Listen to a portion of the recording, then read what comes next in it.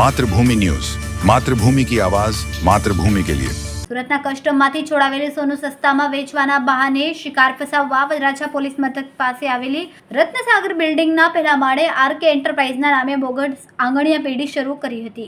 87 લાખની છેતરપિંડી પ્રકરણમાં અમિત જૈન નામ ધારણ કરનાર સૂત્રધાર રાહુલ સુરેન્દ્રસિંહ મકવાણાની ધરપકડ કરાઈ હતી।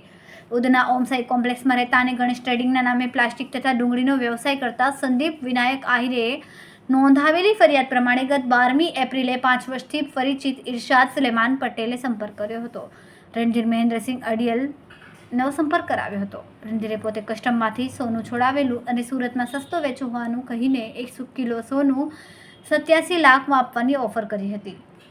21મીએ 27 લાખ લઈને વરાછાની આંગણિયા પેઢીમાં જમા કરાવવા કહ્યું હતું। આંગણિયા પેઢીમાં નાણાં જમા કરાવે તેની 15 મિનિટમાં જ અમિત જૈન સંપર્ક કરીને નીચે 1 કિલો સોનું આપી જશે તેવું નક્કી કરાયું હતું। સંદીપે પેઢીમાં 87 લાખ જમા કરાવતા આંગણિયા પેઢીનું શટર પડી ગયું। પહેલા 9 આરોપી ઝડપાઈ ગયા હતા। અમિત જૈન તરીકે વાત કરનાર રાહુલ સુરેન્દ્રસિંહ મકવાણાની શનિવારે વરાછા પોલીસે ધરપકડ કરી। ખૂબ જ ટૂંકા સમયમાં માતૃભૂમિ ન્યૂઝ ઓટીટી પ્લેટફોર્મ અને વેગા સિટીમાં કેબલ નેટવર્ક સાથે જોડાઈ જશે, તો જોતા રહો માતૃભૂમિ ન્યૂઝ।